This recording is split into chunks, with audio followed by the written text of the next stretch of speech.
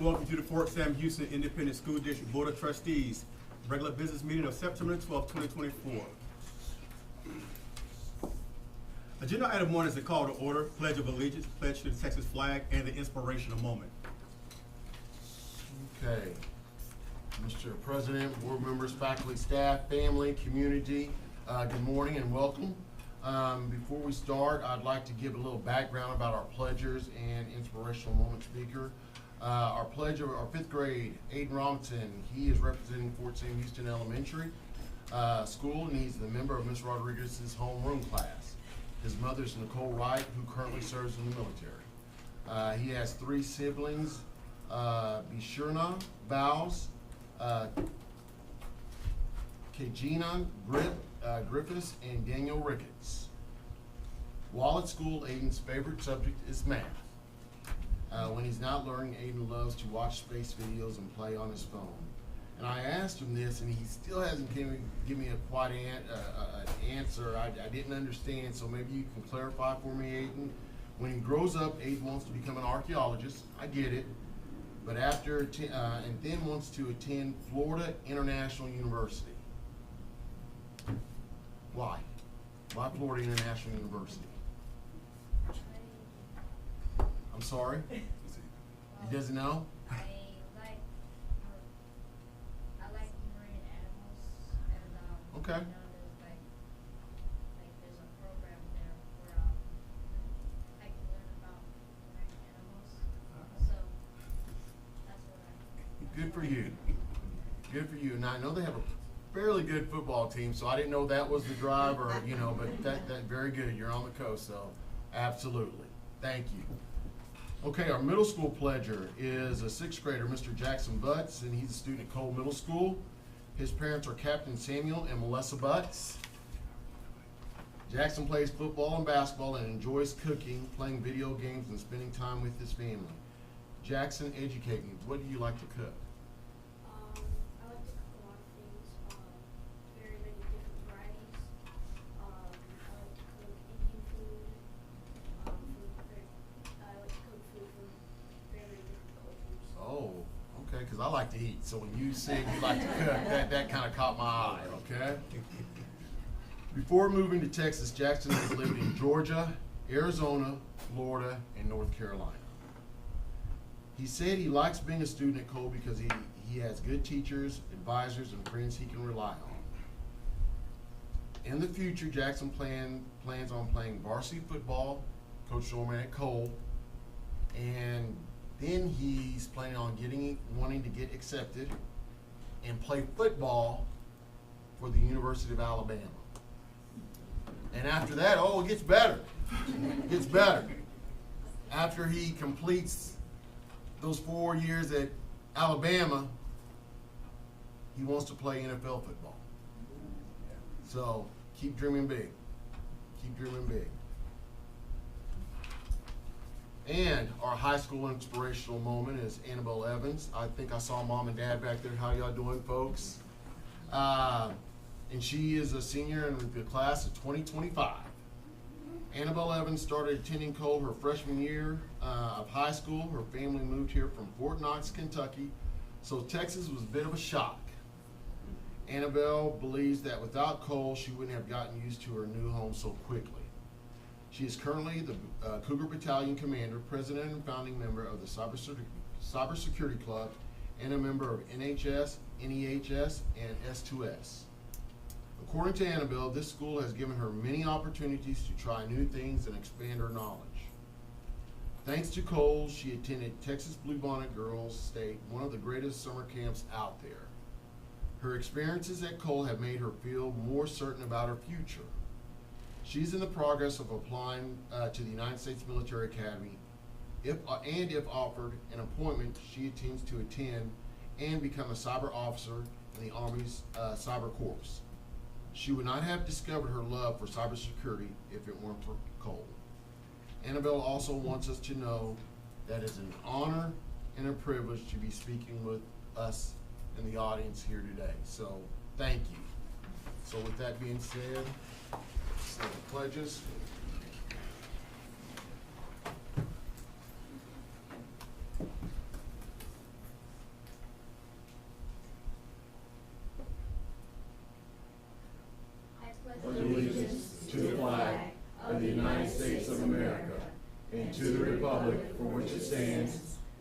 nation, under God, indivisible, with liberty and justice for all. Honor the Texas flag. I pledge allegiance to thee, Texas, one state, under God, one and indivisible. All right. Good job.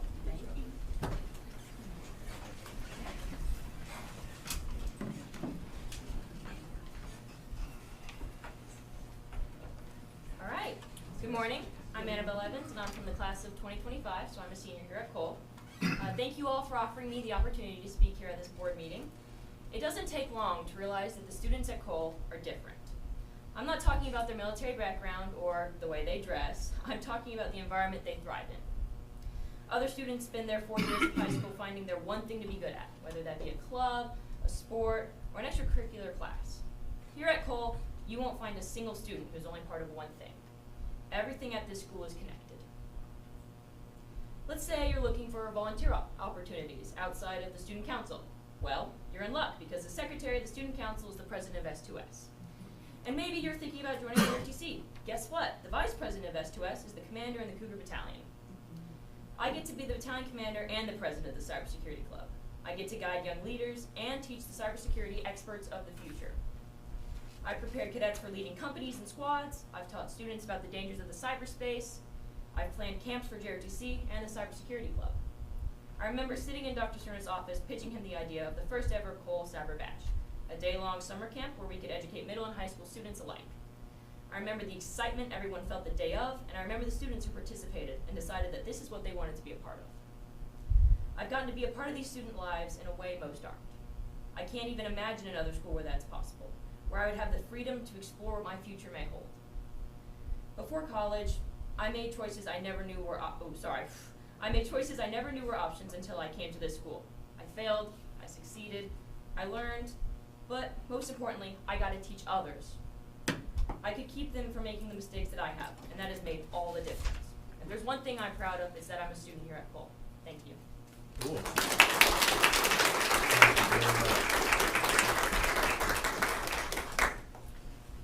At this time, could we grab a pic with all the pledgers and Annabelle and the families if they're here as well?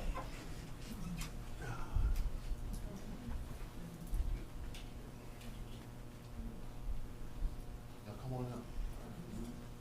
Yes. Oh. Thank you. Guys.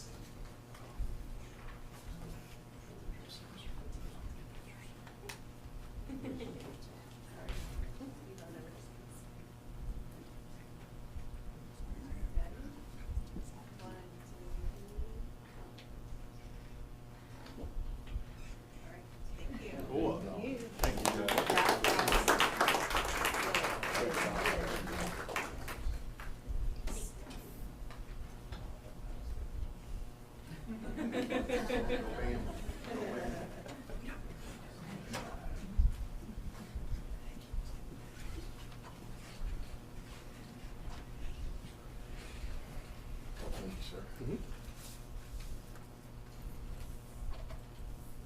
All right.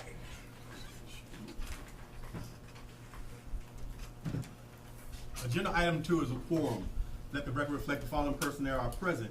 Vice President, Mr. Aaron Braxton II. Board Member, Colonel Rebecca Zenante. Board Member, Ms. Andrea Nicholas. President, Mr. Woolley White. Not present, Secretary, Dr. Latoya Sizer.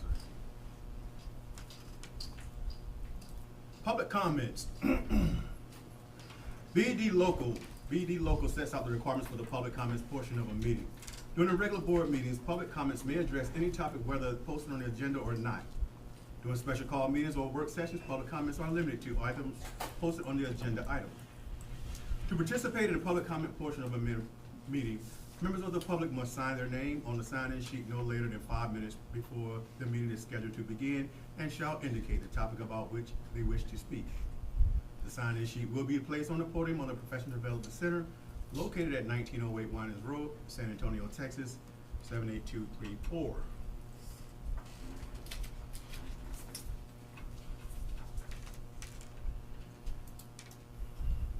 A meeting of the Board of Trustees is a meeting of the board in the public, not a public meeting which is to say that the audience participation in the board meeting is limited to the public comment session of the meeting. At all other times during the meeting, the audience shall not enter into discussion or debate on matters being considered by the board. During public comment, the board may furnish specific factual information or recite policy by law. The board shall not deliberate or decide regarding any subject that is not included on the agenda for that meeting, and any deliberation or decision by the board will occur during the session of the agenda item and not during the public comments. During regular board meetings, the public comments may address any topic, whether posted on the agenda or not. During special call meetings or work sessions, public comments are limited to the items posted on the agenda item. In order to participate in the public comment portion of a meeting, members of the public must sign up with the presiding officer or designee no later than 5 minutes before the meeting is scheduled to begin, and shall indicate the topic about which they wish to speak. Individuals may be given up to 3 minutes to speak during public comment. However, when necessary, for effective meeting engagement or accommodate large numbers of individuals wishing to address the board, the presiding officer may make adjustments to the public comment procedures.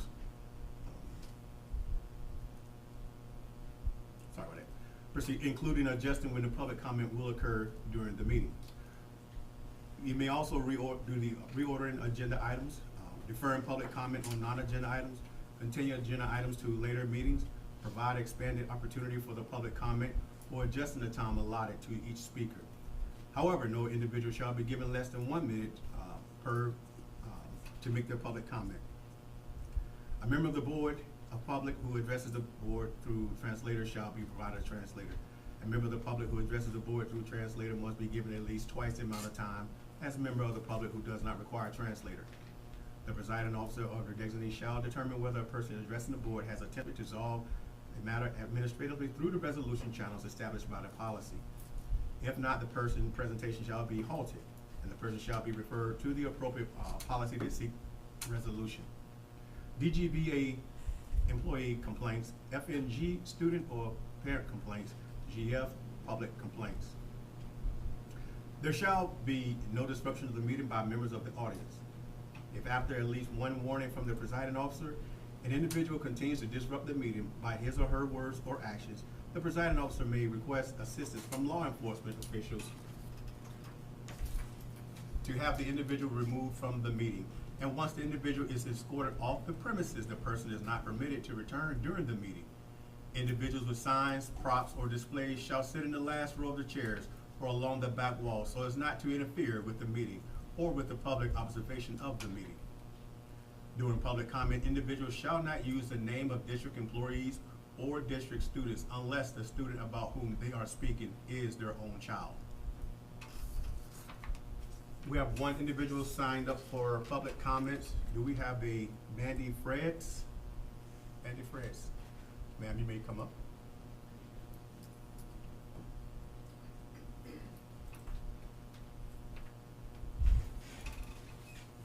Thank you. Good day to you all. I have some popcorn comments and questions to pose to the board. First, I'd like to start by acknowledging that at the Community Connections or Town Hall event that the 502nd held on Tuesday evening, I brought up the lack of tennis court infrastructure to multiple joint-base constituents, to include FSHISD. The point was to inform the new leadership on base and the general public of the lack of, quote, ownership of the current courts that are on base and the effects of no courts on our 7th, 8th, JV, and varsity tennis teams. I know that there was an athletic facility blueprint before COVID, and that no longer seems to be conclusive to include the courts in the open field complex across from the street, or at least not in the near future, that will affect children playing sports in the next few years. I'm hopeful that the joint-based partnerships and the FSHISD can work together to move forward on the tennis court issues. So I just wanted to let you all know I did speak on Tuesday evening. My second comment is based on the discussion at the last school board meeting, focusing on the extra monies that are available to begin reconstruction of this room into a student health medical learning room. And I think that's fantastic. I'm very excited about that for our students.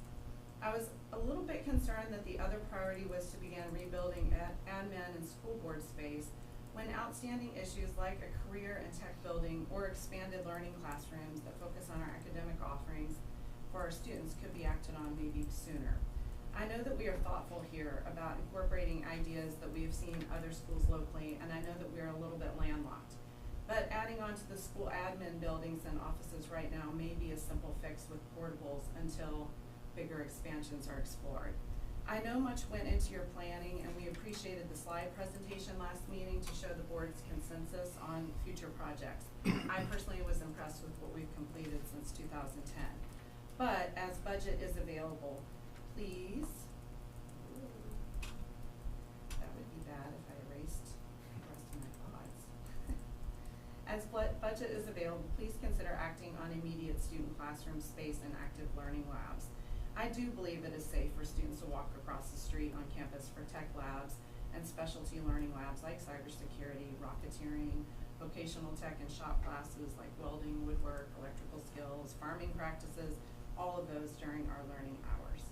And third, please consider adding onto your blueprint plans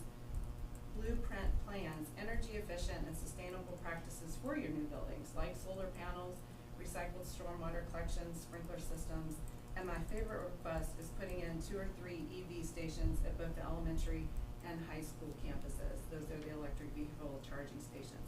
Our community and the outside community wants to continue to show visitors who come to our events here that we take great pride in leading the way in best management practices on our base schools. Thank you. Thank you.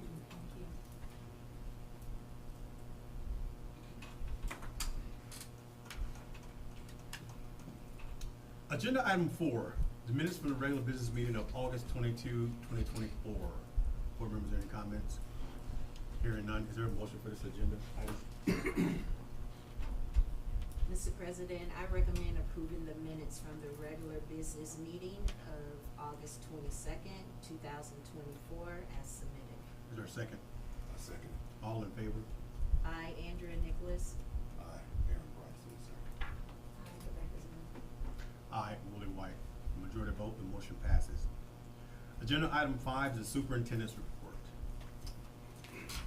Okay, once again, Mr. President, board members, faculty, staff, community, welcome. We have a few reports going to talk and discuss with you about. So with that being said, Dr. Shanetta does not have a report. Okay, very good.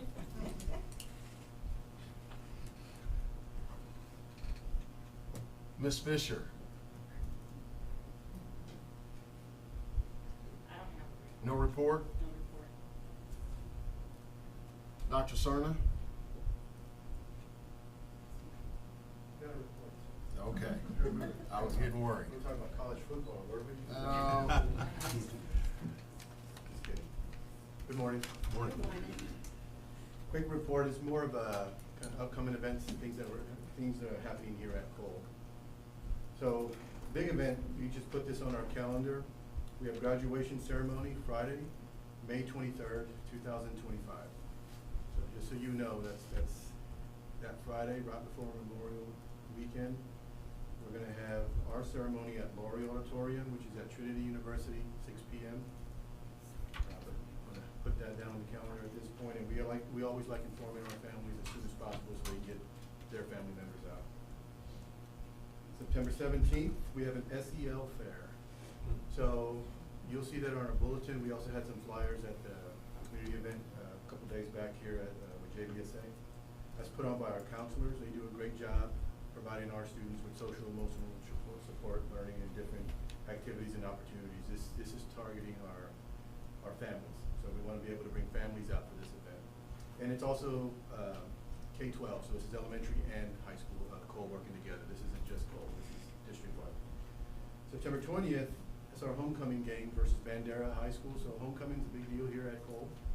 You'll start, next week is homecoming spirit week, so you'll see things going on pretty much every day next week. But Friday is game day at 7 p.m. We're playing Bandera, so the next day is homecoming dance. That's another big event. So Friday and Saturday are pretty fun, just memory-making times for our students. October 9th, PSAT and SAT.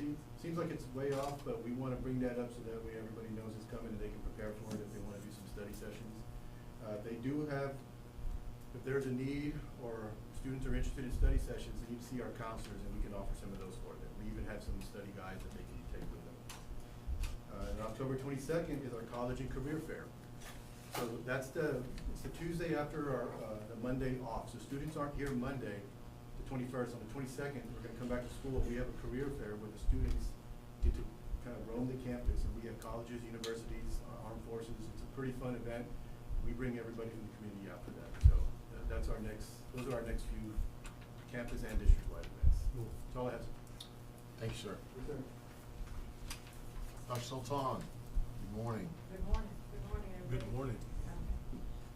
I have information about an upcoming event. I think you all have a flyer in the package that you have. It's the JBSA Exceptional Military Family Resource Fair.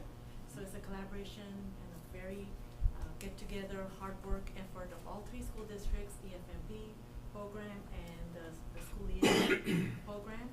It will be held at Randolph on the 21st September from 9 to 2, from 10 a.m. till 2 p.m. The reason that site was selected is because of accessibility on the weekend. They open the gates, Randolph High School opens the gates, which opens on 1604, so it's easier access for families and different businesses and different vendors to get in and leave without having to go through the installation. So this is, we're very excited. We have over 50 vendors and providers of services for students with disabilities and families that have children with disabilities. So I'm excited about this opportunity, and please, it's already posted all over 3 installations, including JBSA, and I'm excited about this opportunity. Yes, ma'am. Do they have to pre-register to attend this, or No, is it ma'am. just to show up? It's, you show up, we'll be there to welcome you. Thank you. Yes, sir. So is it just in person, or is it gonna be It's in live stream person. as well? It's in person. So it's not a live stream? No, sir. Okay. All right. It's different businesses, different vendors, different service providers throughout the community that are coming together to ensure that resources and information is available to families. Yes, sir. Cool. You're welcome. Thank you. You're welcome. Thank you, ma'am.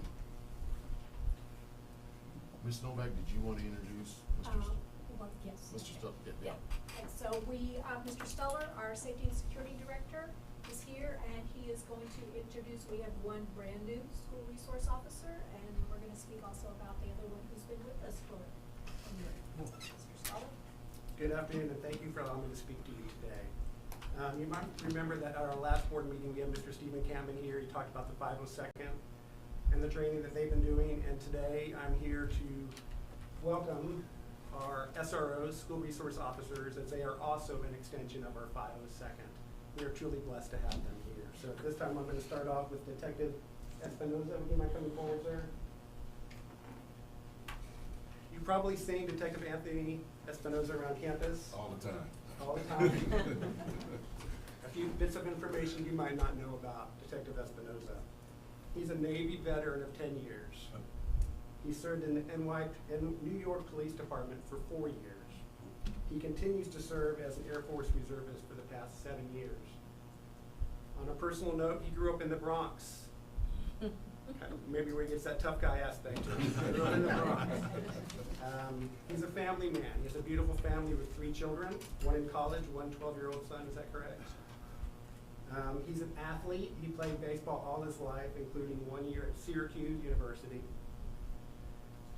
Perhaps most impressive, at least to me, about Detective Espinoza is he continues to coordinate an organization that's called Strike Against Suicide to help our vets. And if you went to the website, Strike Against Suicide, you'd see that their goal is to reduce vet suicide through stress relief and connection. How cool is that? That's pretty cool. So please stay here. I want to also introduce our new guy, Officer Sean Laura. Come on down, please. Thank you. How's it going? Officer Laura has 4 years of law enforcement experience, 2 here at Fort Sam Houston. He's a San Antonio native. He is a family man as well, has a beautiful family with a 2-year-old daughter who he describes as the apple of his eye. You can't tell, but he's an athlete. I know that doesn't show itself at all. He enjoys physical fitness, he enjoys sports, he enjoys golf. He does admit to being a Cowboys fan, but we're not gonna hold that against him. Super Bowl. And perhaps most impressively, but at least to me, about Officer Lara is he stated that he is just simply eager to work with our students, staff, and parents. He brings that passion to the table every day. So please join me in welcoming these gentlemen. We are blessed to have them here keeping us safe. Thank you. Any questions at all, guys? Yeah, Officer Laura, how do you spell your last name? L-A-R-A. Okay, Yes, sir. got it. Thank you. Welcome aboard. Thank you, sir. Yeah, so if I could, and, you know, your day job is much different than things that you do outside of it that give you your why. Why do you do what you do, and why is it so important to you? And Detective Espinoza, you spoke about, you know, Veterans Against Suicide. And so I wear a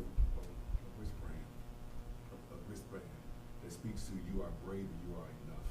So Bamsey just had a golf tournament yesterday that speaks to that, because we lose veterans every day because of suicide, because they think that resources are not available or not readily available. And so I appreciate both of you for what you do to keep our kids safe, and not just our kids, but our staff and administrators safe, and to include our parents. So with that, we appreciate you and all that you do, and it's led by phenomenal leaders. So thank you as well. Cool. Thank you. Thank you very much. Thank I you. foot stomp and agree with everything that's been said, and I just wanted to give kudos also to the one that you said doesn't really look like an athlete, but he was on the sidelines in that last game with those signs getting them going. So I do appreciate the engagement that they're having with our students and with our families, and not just in the role of their position, but actually making those connections and building those relationships. So thank you for that. Thank you. Yeah, I would like to just share one thing with everyone here. Just staying focused. Safety is our, although it's not the academic number one, issue, because we know that academics is number one first, student success. However, safety is like B, because without a safe environment, we can't, perform. Our students can't be in a safe environment. Our teachers, our administrators, the whole nine. And I say that because of this. Northside ISD just had a 12-year-old child who brought a weapon to school, and they arrested the child, and that's the basis of it. I just want to make sure that we continue to remember, it doesn't matter the age of the child that we have. It doesn't matter what district they're in, sitting here in the best district in the state of Texas. But we still got to be cognizant of our kids have access to weapons. Most military personnel have weapons. I have one or two. So just keep that in mind, please, and stay vigilant. That's all we ask, is stay vigilant, and don't get to know our students, because when they know you, they are very comfortable, and they'll come up to you and talk to you and share their experiences or issues. Sure. Detective Espinoza's been around, like we said, for a while now, and so they know him. But walk around and just stay vigilant. Thank you. Yes, sir. Thank you. Thank you very much. Thank you.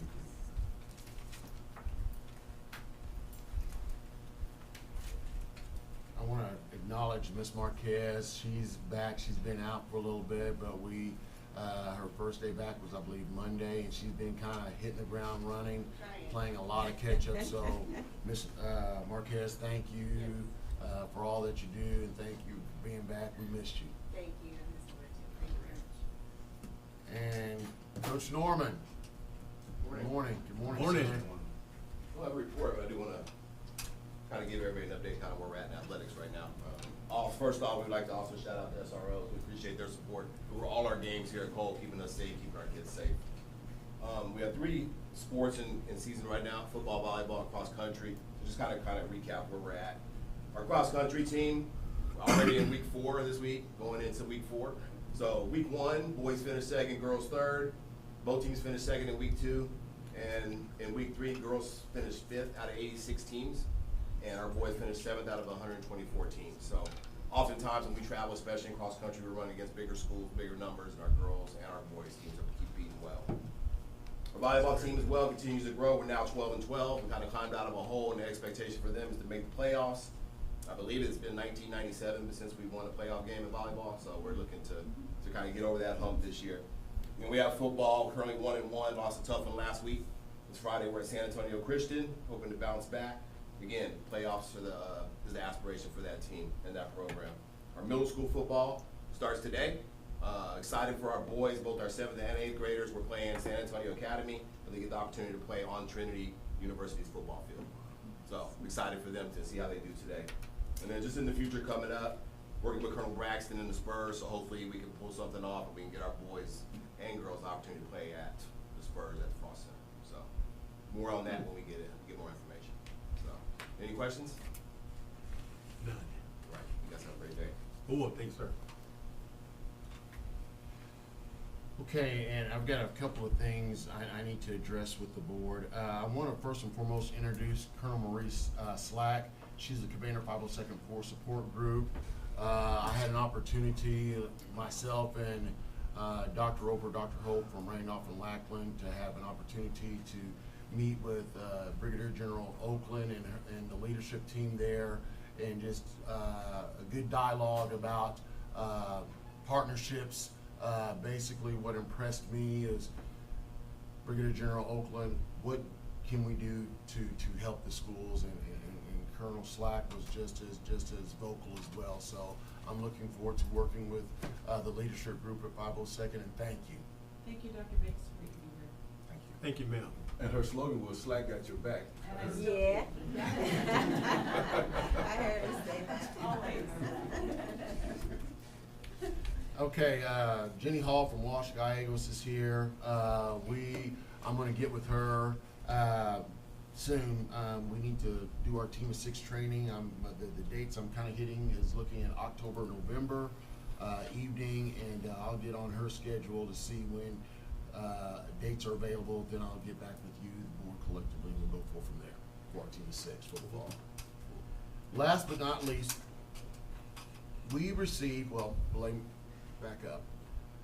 Myself, Mr. White, received an email from TASB Leadership, Texas Association of School Boards, and that kind of threw me off a little bit. I was going, what's going on? So basically, Dr. Robert Long, he's one of their lead folks there. Our conference, September 27th through 29th, TASB, they have decided, and I'm very proud of this, they want to bring 40 board members from across the state of Texas to tour our district to see the great things going on here. So that's a lot, because they could have went other districts, but they specifically, since our conference is going to be here in San Antonio, they specifically designated our district and another district in the afternoon. So Dr. Bates, why are you telling me this? They will be here that Thursday, the 26th, 8:30. If board members can attend, that would be great. Their time, the time is going to be of essence. Basically, it's going to be a quick intro, and then they're going to be out in the district. So they have to be at another district at in the afternoon. So I want to kind of give that information. And if you can't attend, basically what we're going to do is start here at 8:30, and then go forth from there throughout the district. Dr. Shannon, Ms. Novak, did I miss anything? But yeah, they're very impressed. I like and board members tweeting out things, and so Dr. Long has been curious about to see what the differences are in public ISDs. And I said, guys, we're not a DOD, we're public ISD. We're held to the same mandates as other ISDs, so they're very intrigued about coming here. So I'm excited to showcase our kids and our programs. So board members, I know your schedules are tight since you'll be out all Friday, so if you can attend, that'd be great. And we'll also have a luncheon. Yes. At the end. So if you want to stay and tour with us and have lunch, we'd love to have you. Absolutely. Yeah, our child nutrition department will be providing, they can showcase their work. And Mr. President, board members, that is my report for the month of September. Cool. Thank you, Dr. Bates. Agenda item 6 is the Board of Trustee comments. Board members, at this time, if you have any comments you'd like to share, whether training or information-wise, please do so. Hearing none? Okay. And it's quick. I just wanted to say, earlier this week, I did get an opportunity to be on campus in a work capacity versus board member, and I did like to see, the busyness of our campus. We had a lot of things going on, that day. We had the community connections. I wanna say it was a volleyball game. We had a football game going, and I did like to see that busyness. I like loud and busy and outside the box, so, I appreciated that, and definitely like to see that we are inviting the community into our space, so to say. I was glad to see them host, that community event here on campus. Cool. Thank y'all. Thank you, man. If I could, just speaking to that real quick. And so I know this weekend is gonna be a lot of moving parts in the parking lot because the senior, I guess, what's it called, senior parking lot operations where they paint those that have been selected for parking spaces, they get to paint, cause, you know, we'll be here over the weekend, look like too, painting. And so you'll see a lot of, excitement, as you pull it in the next time, on next week. And you'll see some beautification of our parking spaces other than just, you know, some black marks on the parking lot, because a lot of people have put a lot of thought into this, you know, a lot of money into this, but also it's an esprit de corps, it's, you know, ownership, it's pride, and so I just think that that's always a good thing for our students, for our families, for our parents, but also for our district, that continue to ignite and excite and thrive versus survive in the organization. So yeah, so kudos to, you know, Dr. Cernan and the team to putting that on. I know that's a huge undertaking. And just the selection committee, I would not want to be on that committee with the limited parking we have. So thank you. I know, right? Thank you, sir. Any other comments, board members? Hearing none, agenda item number 7, the finance report for August 2024. Do you have any comments, from the board? Just want to note that this isn't the final for August. You will receive the final for the August when the auditors present the financial report. Looking forward to that. Hearing none, correction, hearing none, do we have a motion for this agenda item? Mr. President, I recommend approval of the report for August 2024 as submitted. For a second, I second. all in favor? Aye. Aaron Braxton, second. I, Andrea Nicholas. Hi, Rebecca Smith. I, Willie White, the majority of the motion passes. Agenda item 8 is the quarterly investment report for 06/01/24 to 08/31/2024. And Colonel Richard Braxton, following up from your email, yes, the amounts that are listed there are current as of August 31st in that ending values. What was that, Julie? I missed that. There was an email this morning asking if the amounts reported on this were current. Got it. And so, yeah, they're current as of August 31st. Yep, tracking, thank you. All right, any other comments? Hearing none, is there a motion for this agenda item? Mr. President, I recommend approval of the quarterly investment report for June 1st, 2024 to August 31st, 2024 as submitted. Is there a second? Second. All in favor? Aye. Aaron Braxton, second. Rebecca Smith. I, Andrea Nicholas. I, Willie White, majority vote, the motion passes. Agenda item 9 is a purchase report. This is for information only.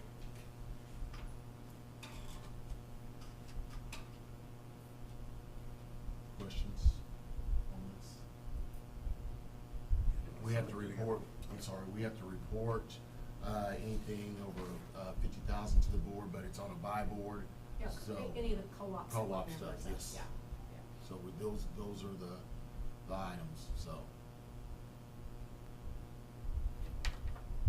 Anything? Any questions? Okay. Just discussion. Cool, right. Agenda item number 10 is approval of request for qualifications for architect. You got any information on that? Yes.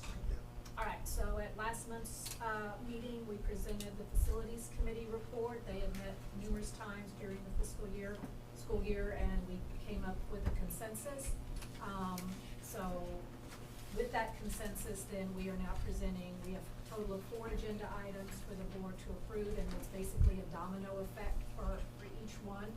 So the first one is, so the committee consensus was to renovate these two buildings here, the central office building and this professional development center, into classroom space for Cole, but that would be dependent on us building a new administrative office across the street as well as professional learning. We find ourselves continually out of meeting space. You know, when we think about, okay, well, what if we did get portables? Well, just to put that in context, we had a portable building when we renovated the Mosley Gymnasium. The total cost of that was $125,000. So, you know, you do that, so that to me a lot of times is money is like, wow, where else could we have spent that money? So our timeline is to build the new building and then renovate this building and then renovate the elementary school playground, because a lot of that equipment has gotten old. It's difficult to find replacement parts. So those are the three projects that we are recommending that the board approve the school district to go out for a request for qualifications for an architect. So we will do that, and then we will bring the rankings back to you, the school board, to approve that architect. So that would be a couple of months down the road, because we've got to follow proper procedures for posting the RFQ. We have a committee then that evaluates the proposals, and then we bring that back to the board for approval of an architect for these three projects. Big deal. So when you just mentioned that portable trailers, I know at Metcom headquarters, we coordinated with MCON, and they allowed us to utilize some of those portable trailers at like minimal cost. I wasn't sure if we did a joint venture to see if MCON had the means to allow us to do that, but definitely acknowledge the professional learning space that is required to include administration, because trying to have two large operations going at the same time, it's best to kind of get out of here, you know, and then do the construction. But have we considered MCOM headquarters or 502nd to see if they had portable trailers? Portables, no, because again, that just adds cost. Because if we know we're eventually going to build a building, you know, if you, no matter what the cost of the portable is, that's an additional cost as opposed to building and then emptying this out and then renovating was the timeline we had in mind. Because anytime no matter what the cost is of the portable, that's a cost that we didn't build into our cost estimates that we had talked about last month. Because our plan was to build, then renovate.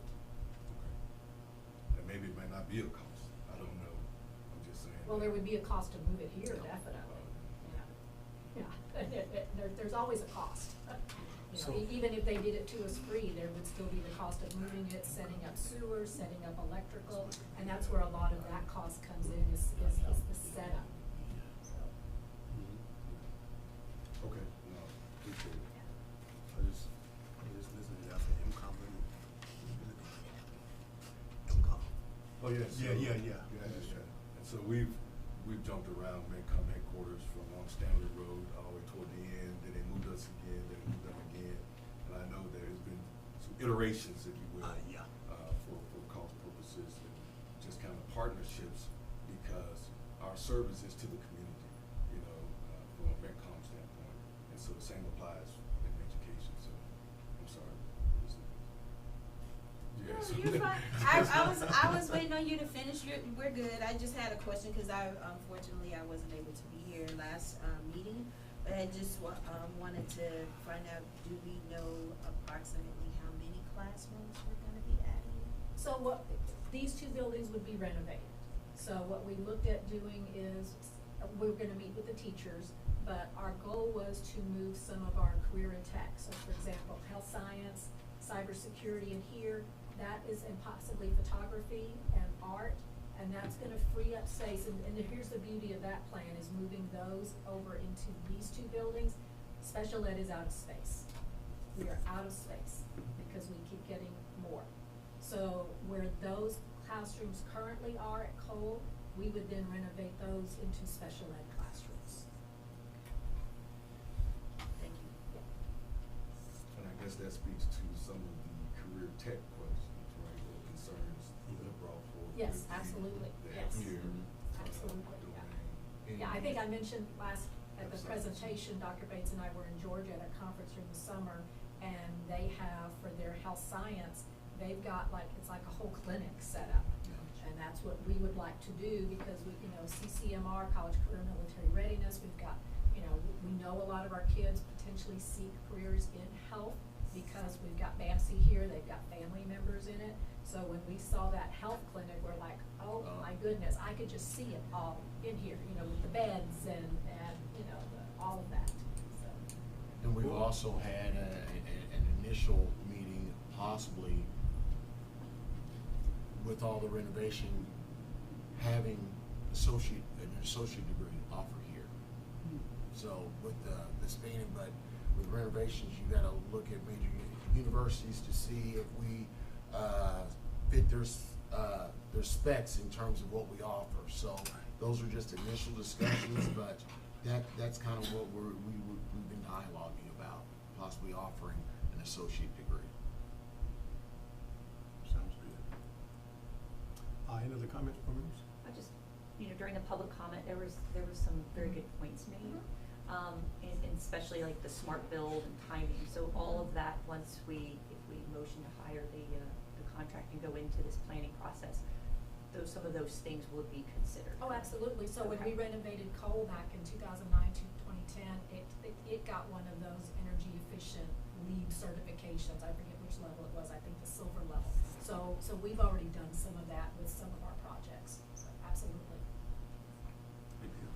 And I could just tell you, I was a product of the career in tech, right? So I learned brick masonry. Luckily I went into healthcare. So it's a tough gig, but also it taught me work ethics, right? Early on, you learn work ethics, right? And so I think that anytime you can apply some of those uniqueness or skill-based, career choices, because everyone will go to college, right? So we know that. And so we just gotta make sure we equip our kids necessarily with the tools to be successful, so. Yes, sir. Cool. Yep. Any other comments, board members? Hearing none, is there a motion for this agenda item? Okay, and there's specific agenda language here Yeah, I'm for sorry. y'all. So. Right on your desk here. Number 10, just 10. You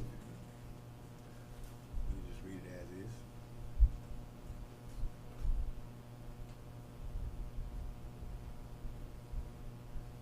Mr. President, I move that we authorize the superintendent with the assistance of the district council to prepare and issue a request for qualifications for architectural design and construction administration for the following 2024 construction projects: construction of new administrative and professional learning building, renovation of existing administration and professional learning buildings to instructional classrooms for Cole Middle School and Cole High School, renovation of the Fort Sam Houston Elementary School playground, and delegate the superintendent or his designee the authority to determine the criteria and weight of the criteria for evaluation of proposals, and authorize the superintendent to establish a committee to evaluate and rank the proposals and bring the committee's recommendation back to the school board for approval. Is there a second? A second. All in favor? I, Rebecca Zamonte. Aye, Aaron Bryson, second. I, Andrea Nicholas. Aye, Willie White. Majority vote, the motion passes. Thank you. Agenda item 11 is the selection of procurement method. Okay, so the next step in this process, and thank you for approval of item number 10. So then item 11 is we pick the procurement method that we're gonna use for the construction project. And we've got various ways in CV legal that school districts utilize. The one that our district has had the most success with in past several projects, I have 3 of them listed there, is the construction manager at risk method. So because we successfully utilized that method for these 3 projects, the stadium renovation, the elementary school PE gym building, and the Mosley gym building renovation, we are asking that we continue and use that construction manager at risk as the procurement method for these 3 projects.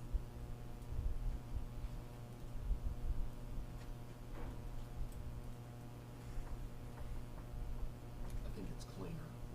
Mhm. It's a cleaner Yeah, process. Yeah, the nice thing about this, as opposed to, so the district used to use competitive sealed proposals, and with that, the contractor goes out and they get all their bids from whatever subs they want to use, and then they present the total package, and the school district has no say whatsoever with the subs that are being built.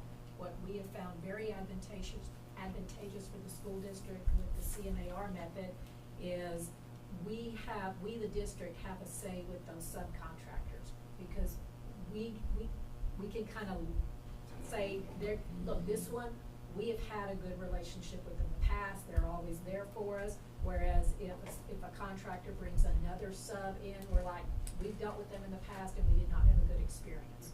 So that's been the beauty of the CMAR process for us, because, you know, the architects design it, the contractor builds it, but then it's ours for the next 30, 40, 50 years to take care of. So us having a say with those subs has been really, it's been very advantageous and, in the end, cost effective for the school district. I truly believe in the CMAR. I just think that, you know, oftentimes contractors, right, they overpromise, underdeliver. Right? Well, and they with the have a subs, say in it. they may go with, you know, the lowest bid, but lowest isn't Yeah, always nice. best Yeah. value for the Yeah. district, so. Any other comments, board members? Hearing none, is there a motion for this agenda item? Mr. President, I move that we select construction manager at risk as our delivery method for construction services, providing the best value for the district for the following 2024 construction projects: construction with a new administrative professional, learning building, renovation of existing administrative and professional learning buildings to instructional classroom for the Cole Middle and High School, and renovation for the Fort Sam Houston Elementary School playground. Is there a second? I second. All in favor? I, Aaron Braxton, second. I, Andrea Nicholas. I, Rebecca Zanate. Aye, Willie White, majority vote, the motion passes. Thank you. Agenda item 12, authorization of issuance for request for proposals, RFP, for construction 49 manager at risk, CMAR. Okay, so now that you've approved CMAR as the procurement method, we're asking you to authorize us to issue that RFP. And the reason we do that now is it works best with CMA projects, is if the CMAR is working together with the district and the architect in the design of the building, is what, again, is advantageous and efficient for the district. So we would be issuing the RFQ for architect as well as the RFP for the CMAR. And then the three of us work together in designing that building.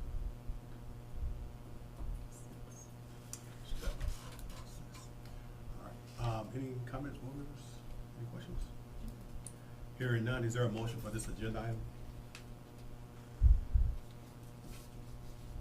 Mr. President, I move that we authorize the superintendent with the assistance of the district's council to prepare and issue a request for proposals for construction manager at risk in a one-step process for the following 2024 construction projects: construction of new administrative and professional learning building, renovation of existing administration and professional learning buildings to instructional classrooms for Cole Middle High School, renovation of Fort Sam Houston Elementary School playground, and delegate to the superintendent or his designated authority to determine the criteria and weight for the criteria for evaluation of proposals, and authorize the superintendent to establish a committee to evaluate and rank the proposals and bring back to the committee's recommended rankings back to the appropriate department.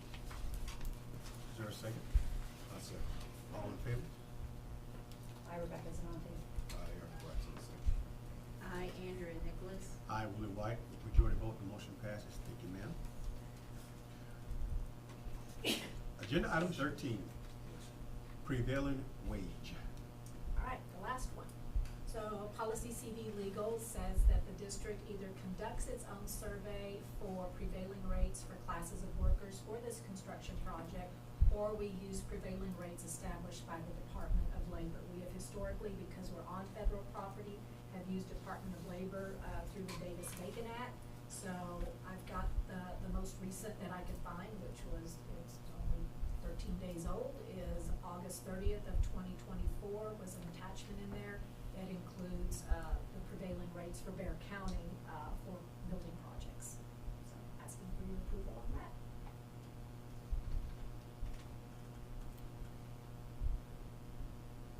So what does that really mean? It means that, okay, for the subs, We say this is the minimum, if you're gonna be working on this project, the subs all know this is the minimum wage that the subcontractors have to pay for the various groups. So, for example, electrician, $33.50 an hour. So the subs all know as they're building their bids for this job, they know, okay, these are the rates that we have to, at a minimum, pay to those folks.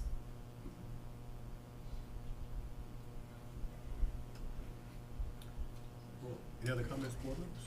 Well, it was a beautiful thing, but it's very busy. It's very busy, right? Do we have a motion for this? Oh, I'm sorry, go ahead. You know, we were just talking that, you know, it could be a higher cost. That's why I think that, Ms. Novak said that this was as late as, 13 days ago? Yeah. To ensure that that cost is a representation of actual, wages. Yeah. Real-time. Yeah, so the Department of Labor will periodically update these every 2 or 3 months. So we're gonna go with the one that's the closest to, right before we start the project, that's the one, so the contractors all know this is the one that they are bound by. So with this whole process, Mhm. from when you do the architecture design and the bids, et cetera, when are those rates like locked in? So the subcontractors, when they submit all of their bids, they know that these are the rates that they have to at a minimum pay. So if they wanna pay more, that's fine, but then they have to certify to us that at a minimum, they paid these rates. And all the subs know that this is it. So just from my understanding, so Yeah. if we have they're submitting proposals, say in March, then they would go by whatever the rates were at March. No, The they're rates going here. by these rates. Okay, Yes, okay, yes, thank you. I'm yes. sorry, yeah. I'm sorry, that Yeah. clears it up in my head, thank you. No, So these are locked in. these rates that you've approved, these are the Okay. rates that they are bound by, cause that's when we approved the project. Okay, Yeah, thank you. Okay. At Yeah. minimum. Yeah. Yes. Yeah, the minimum, yeah, absolutely. So now they can go out and start soliciting for the electrician and other people Yeah, to yeah. kind of give us. Yeah, they know this is the minimum, but they also know that, if the get more- market goes up between now and then, the only way they're gonna get a good electrician or caulker or iron worker or whatever, they may have to pay more, but at a minimum, they have to pay this. I mean, it's kinda like minimum wage, what is minimum wage now? It's still $7.50 an hour, but we don't hire anybody at $7.50 an hour anymore. Good questions. Any other comments, board members? Hearing none, do we have a motion for this agenda item? Mr. President, I move that the board adopt prevailing wage rates published by the United States Department of Labor in accordance with the Davis-Bacon Act and the subsequent amendments excluding fringe benefits in connection with the district's 2024 construction projects. Is there a second? I second. All in favor? Aye, Aaron Braxton, second. I, Andrea Nicholas. I, Rebecca Santi. Aye, Willie White. Majority vote, the motion passes.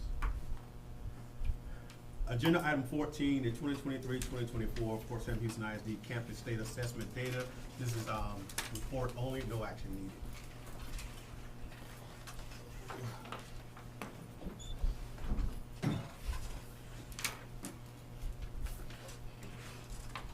Good afternoon. Thank you. So, I am here to present the, assessment results as I do every year. So, the first thing I wanted to share with you, is our accountability rating timeline that's going on. So on August 15th, the TEA, or the Texas Education Agency, was going to publicly release the ratings for all Texas ISDs. But what happened was, August 12th, there was a new lawsuit filed in the state of Texas by ISDs that triggered a restraining order that said you cannot release the ratings. The lawsuit is not related to the one that they did last year, but they share some of the same issues, I guess you would say. The crux of the restraining order is that the STAR test that I'm about to present to you the results of is not a valid measure to rate the accountability of schools on.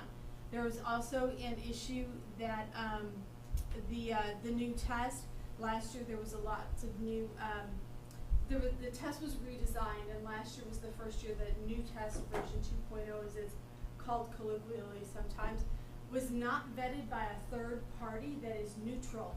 That is a requirement of Texas Education Code 39.023. So that wasn't done, and then the third issue is that they used AI grading for the short responses and extended responses, and that's another issue. And it did, results show that it did actually impact scores. So that is what happened, and then, but on August 14th, TEA released the data subset that is used to calculate the ratings privately. What that means privately is that it went to the ISDs as a confidential file. So based on that, we have an idea of what we could be projected as to, but we're not releasing that because it interferes with the lawsuit. We're standing in solidarity with the other districts as well. There is a restraining order hearing next week if they don't cancel it or move it or do whatever. So we're in limbo again, just like we were last year. So that being said, this is the Texas Education Code that says that I have to report the scores by the end of September. So that's why I'm here. And I always remind us every time I report on assessment data about what our charge is from Dr. Bates. It is that every student beyond grade level, when you see the reports, that's the meets standard. So one in the middle, approaches, meets, and masters. So we're looking for everybody at meets. Every student grows. That means that they've shown a year of growth academically from one test to the next. And then every graduate is CCMR or college career and military rank. Okay, so I changed it this year. I know you're used to seeing my lovely bar graphs. Yeah. So I felt like it was too busy, so I'm going to try this out. You can tell me if you like it or not later. Okay. But what I'm going to show you is each grade level separately. So the first line is 2023, last year's results. This year's results are on the green bar, and then it shows you if that has moved up or down since last year. And then the bottom line is where we stand with against the state's overall performance. So while you're going to see several declines across 3 through 8, the 5-year trend shows that we're actually going up or plateauing. What that means for us is that we can embrace our growth mindset, and we can start to focus on 2 things: opportunities to support Tier 1 instruction, which is in the classroom for every child, and to support the use of our HQIM, which is high quality instructional materials. So those came new to us this year. This is the first year we're using a lot of the new curricula, and so those 2 things paired together, we hope to see a much better results with all up arrows next year. So this is 3rd grade math and reading. So you can see we're doing okay. Again, the meets is where we want to see all of our kids. 4th grade, you see this one has, we have some good healthy jumps here, and but what I did was I went in and I looked at the 5-year trend for us, and I looked at the 5-year trend for the state. And what I found is that even though you see these up and down arrows, the fluctuations are annual, and they're actually quite minor. When you average everything together, we go up and down a point. So even though you might see rises and falls that are more than a point, the trend shows overall that we're trending up almost a point every year, or we've hit a plateau and we're about the same for the last 3 years. So where you see arrows that go down, though, that's where we're focusing our plans of action that I'll talk about later. Okay, and you can see that reading had a really good year, some really good healthy jumps in 4th grade reading. Okay. This is 5th grade. They have 3 tests. They include the science test, and while you're looking at these scores, for reference, for those of you who aren't familiar with it, several years ago the state set standards for performance, kind of, they set targets. And the state targets, just so you know, is that approaches should be at 90%. So you see we have arrows that go up and down, but you can see how close or how far we are from what the state says the target should be. 90 for approaches, 60 for meets, and 30% for masters. So you can see where we are not only in relation to the state, but the state's overall target for all learners in the state. Of course, we would like to see 100, 100, 100, but we have to, that takes some work. What was those numbers again? Approaches is at 90. 90, meets is 60, what? 30. 60, Mhm. 30. Yes, sir. So that's the close of our elementary school.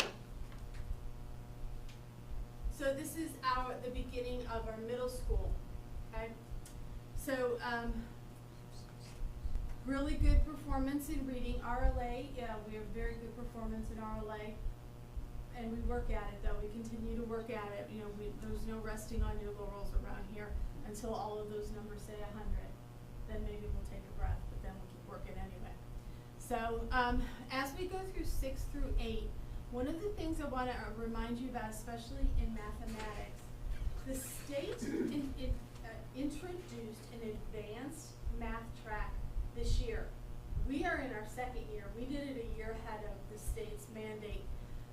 So what does that mean? You're going to see the impact of it in the meets and masters. Because what happens in 6th grade is the 6th graders in advanced math are getting all of 6th grade and half of 7th grade. And then they take the 6th grade test. So what you're seeing in the meets and masters where it goes down a little bit is that the kids are now being pushed a little bit harder as they have to do a year and a half of math, and they're also moving into what used to be, well, what is 7th grade material. So you're going to see an impact in both meets and masters, but you'll see that our approaches scores stay relatively stable. On the next one, 7th grade math, again, you see there's a little bit of a drop, but 7th grade is doubly impacted by the advanced math track, because what happens here is the only 7th graders taking the test are the kids that are not in the advanced track. Because the advanced track kids take 6th grade math, and then they take 8th grade math. They skip 7th totally because of the way that the advanced math track is set up. So again, you see there's a little bit of up and down there because of that, but we're holding pretty steady. So that's a very good place to be. We're maintaining our growth and we're maintaining our academic performance. And then 8th grade, again, we have these are the kids in advanced math. They take all of 7th grade, they take half of 7th grade, all of 8th grade, and then at the end of their 7th grade year, they take the 8th grade STAR test. So their scores, pretty strong scores considering we're only in our second year. There was a new test. The new test was more rigorous. Commissioner Morath said it was not a more rigorous test. Most of the results in research are showing that it was a more rigorous test.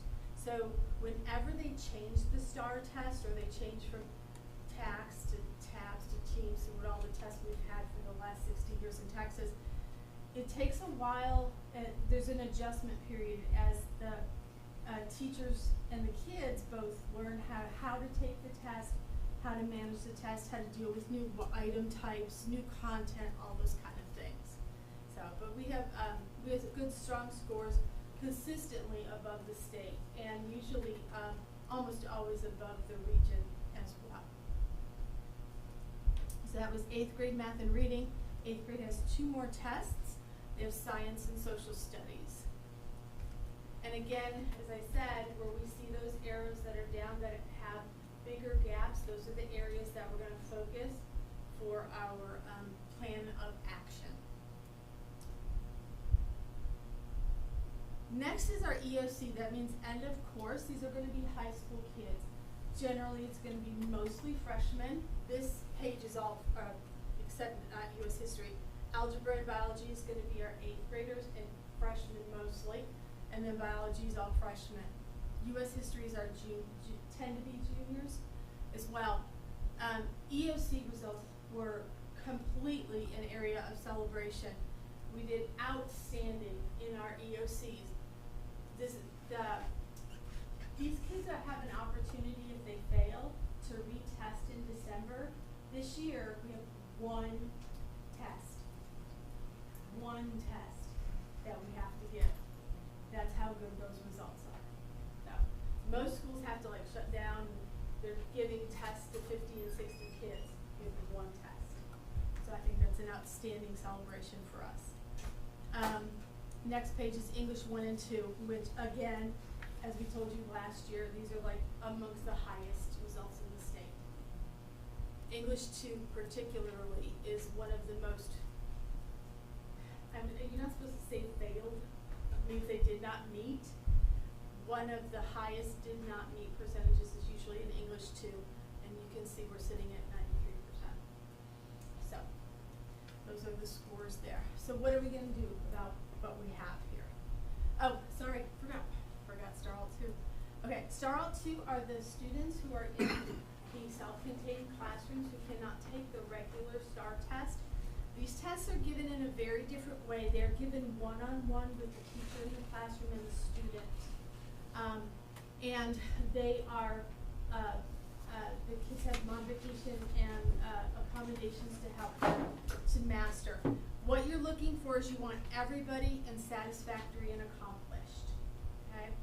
So you can see that's pretty much where we are. We have one developing high in math, so that's an area that we're gonna need to work on.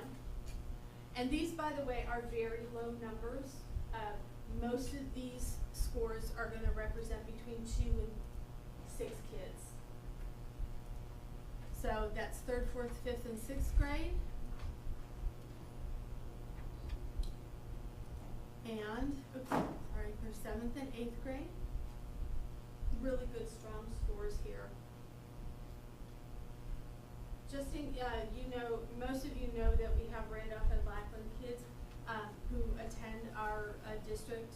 Some of them are in these classes. Their scores are not reflected, just so that in case that ever comes up. These are only our students here at Fort St. Houston. And then finally, these are the EOCs that we gave to those students this year. So again, strong scores across the board. The final set of scores is TELPAS. TELPAS is English Language Proficiency Test that is given to all non-English speaking students from kindergarten all the way to 12th grade. So they have 4 levels, beginning, intermediate, etc. That's where they score. This is called their composite score. They're actually assessed in 4 areas: reading, listening, speaking, and writing. Okay? And this is their composite score. So what you want to see necessarily is, and you see it in the last column, the yearly progress indicator, you want to see that kids are growing each year. Okay? So here where it says NA, for whatever reason, our EB, which is emergent bilingual, our EB population is extremely mobile. They are rarely here more than 3 years, okay? So what happens is if we get kids who have never been in an EB class in the state of Texas, they're gonna be NA. So that meant that all of our kinder, 1st and 2nd graders, this was their first year taking TELPAS. So they don't have a yearly progress indicator. We don't know if they grew because we don't have anything to compare it to. Where it shows 0%, that means that they did not show yearly progress. So in the case of 7th and 8th grade, those kids didn't grow enough. So how do you show growth? The way that they do it in TELPAS is they take the reading, the writing, the speaking, the listening, and you have to be an advanced or advanced high in 2 of those 4 places. What that means is you're almost ready to exit the program, okay? So what you're gonna see is in the lower grades, it's probably less of a chance unless they are actually native English speakers, in which case they would probably test out of TELPAS anyway. But you're seeing the kids who we have more and more kids here at Fort Sam who are what we call newcomers, which means that they don't have any English skills at all. And that is very different for us. We never used to have that before, but we're seeing it more and more often. And the other thing is, people think Spanish, okay? We have students who speak Thai, Spanish, French, German, Lithuanian, which I had to look up because I'd never heard of it before. So it's American Samoa, in case you want to know. So we're getting a much more diverse population that we have to learn to work with. So, but overall, good results. There's some growth there. This is the 9th, 10th, and 11th graders. You can see more kids on the higher end.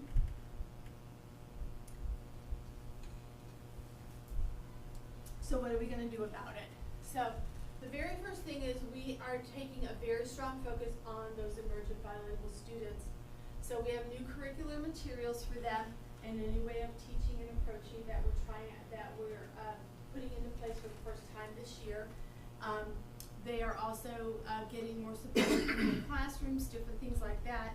And if you drop down to the third bullet, we are also going to try and get involved with the Region 20 program to get some one-on-one tutoring through a company called Papaya with the EB students.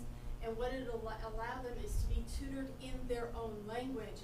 So those Thai students and the student that speaks German and Lithuanian will be tutored by someone who actually speaks their native language. That'll be on top of what EB services we are providing to them. So we're hoping that all falls and carries through. Working on acceleration. In the past, in education, when kids fail, they're usually remediated. That means you go back and teach them what they didn't learn. We are working on acceleration, which means that instead of reteaching what they should have learned, what we're doing is just-in-time tutoring and preparing them for what's the next thing in class. So when they go into class, they're not behind the 8 ball anymore. They already heard the vocabulary that's going to be introduced in that class. They've already practiced the math problem. So what it does is it closes the gap, but it also puts them on grade level. And that's why it's called acceleration. It's not remediation. Okay? It's that dual purpose there. We're going to have continued support for successful instruction in all of those areas. That's when I said earlier, Tier 1. That's what we're looking at. That's every kid in the classroom. CBPL, Curriculum-Based Professional Learning, that is our big push this year. We have high quality instructional materials. They are very challenging to learn how to use, so the teachers are learning how to use them, and they're providing that high quality instruction to all students. Every kiddo that are in those classes with that HQIM have on grade level materials. Believe it or not, vendors publish materials that are not on grade level. And so if you have them and you use them, and every school district in the world has had materials that's not on grade level, that's not going to close a gap for a kid. So we're doing something to fix that. Full implementation of new multi-tiered systems of support, that is remediation, that's dyslexia stuff, that's closing the gaps, that's acceleration, and the process to identify them early so we can close the gap quickly. And then new support for advanced placement and CTE. We have a brand new instructional coach for CCMR who's going to help those teachers. We have good scores already, but we don't rest on our laurels around here. We want to see better and stronger AP scores, more 4s and 5s than 2s and 3s, and we want to see kids who have industry-based certifications. And then finally, social studies, which the state kind of leaves out there on its own to do whatever. It has no HQIM. It's not even on the calendar for HQIM at the state level yet.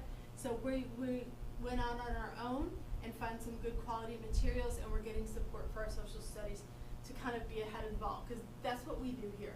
I'm going to be ahead of the curve, not behind the curve. So, Ms. Fuller, yes. let me interject. So, in our work, it's basically about how do we get every kid to grow, at minimum 1 year's growth. If you have a strong curriculum, you have strong teachers, which we have both of, then you will continue to see kids grow.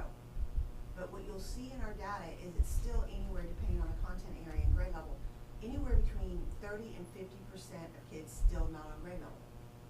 So it's very important that we reach them through acceleration. So we're bringing out one of the major authors of this work coming out in September to do work with us and train. But the whole thing is, those kids that did not meet standard on STAR, they, the law requires them to have tutoring hours. Remember, it was 30 and then 15. So now what's happening is those kids are gonna get acceleration, which means when a kid goes back into Dr. Shanetta's classroom, about to learn 8th grade reading stuff, she needs help because she's not growing enough. So then that interventionist or tier 1 teacher is gonna work with that kid to say, this is what's coming, this is what's coming. Here's the academic vocabulary. Here's the strategies. And it builds up their confidence, because those kids that did not do well on STAR, they have to take this year's grade level STAR. So you don't remediate. So, do you see what I'm saying? Like, teaching a kid how to multiply, and he's in 8th grade, and getting him to memorize, that is not the type of acceleration we're looking. Because most likely that child is in special ed and can use a calculator. So it's the whole thing of getting them confident and ready to take on the new learning that they're gonna be expected to perform at on STAR. And so we are closing gaps. Less and less kids are needing these hours, but we still have kids, we still need to continue closing gaps. So we have systems in place, we have curriculum-based professional learning, we have instructional coaches, we have a multi-tiered system of support, we have new curriculum. And so it all kind of comes together around one thing, making sure our teacher is strong and ready to go, and making sure that kid learns. And so we do very well here, but we still have kids that are not on grade level. So we're all about continuous improvement. But I think the critical point that you just made is the interventionists, right? Equipping them, That's the because work of that's the acceleration. pullout, Correct. right? That one-on-one that you can provide, Correct. especially in English and math, right? Given the fact that the EB challenges, right? That we have. That's, emerging bilingual is a challenge everywhere. Across. And we don't have high numbers, but again, every child counts, and they should. And so working in that in the emerging bilingual work is what we're working on too. So we have a lot of balls in the air, but we have a lot of awesome teachers here, awesome teachers. Any other questions? And the accountability, and so when did that come out? Say that again? When did that come out? What do you mean? When we was held to this methodology that across the state from the Commissioner of Education, because I know lawsuits and all this other stuff, but when did that hit surface? About 2 years ago? Well, no, we're accountable every year. The newer system. Yeah, the newer system. The newer system is about 2 years, yeah. 'Cause the So that's the first- methodology that we see is what came out for the grading aspect, for grading. Well, the AI stuff, Which is different. well, AI was part of the test redesign. That's not related to accountability, but how they're connected is that the districts that started the lawsuit are saying that the AI, which is a new part of the redesigned test, was not vetted by a neutral third party, as is required by Texas Education Code, which therefore invalidates the STAR results as a way to rate the schools. Does that That's about as clear as I can make it. Basically, you So- didn't vet that test, so the scores don't count. We didn't follow the law. Yeah. Well, we're still, holding true to an accountability report Right. based Right. on the issue, regardless of lawsuits, Right. right? We still got to do some standard. Absolutely. Right? And we do study those as well. We study where we are in relation to what the proposed standards are and what those levels are, because we need to know, because we are accountable to the public. So we do try and study those to the ability that we can. Yep, absolutely. So is that the part where you were saying the districts got their own private report? Right, so one of the things was last year, they delayed the data. They didn't even give us, so we couldn't even see what they used to get the scores. This year, they gave us the data, so we know federal targets, we know state targets, we know component scores, things like that. So we have an estimation of where we would be if they ever release these scores. And so this is kind of how this came to fruition. And, you know, we were expecting, I guess, the day before, our scores to come in our teal and, you know, print our accountability out to the public, to the world. Well, they stopped that, but one of the things I'm glad that they did, they actually put that information into teal. So after we got it, everybody said, hey, we got stuff in. So we started crunching the numbers. The numbers look extremely well, but I always like to go another level. I wanted, and we're doing our crunching the numbers. Let's put another set of eyes on it just to see if we're accurate. But please understand, folks, it's not official. It's not. So Region 20 crunched their numbers with their people, and it came out matched what we had. I was very pleased, but I guess my concern was, speaking with other superintendents here in Bexar County, across the state, affluent districts such as ours went down. 2-letter grades. So that was very concerning to myself, my staff, and that's why we're very happy, but we're always wanting to try to grow, to continue to close those gaps. But I'm hoping that they will release our accountability ratings within the year. I can't answer that. The last commissioner's cabinet was in June, so I don't know where this is going to go. I'm hoping to hear something maybe at TASB or maybe midwinter. I don't know, but there's a lot of districts that have fallen into this lawsuit, and we signed the resolution supporting that, which I wholeheartedly do. And I don't like saying wait and see, but that's kind of where we're at right now.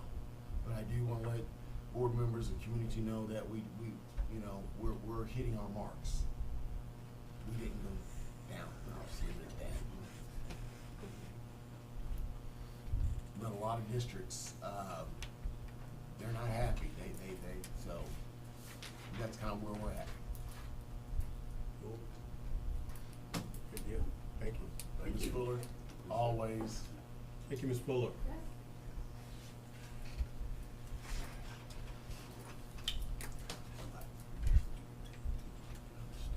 Yes, sir.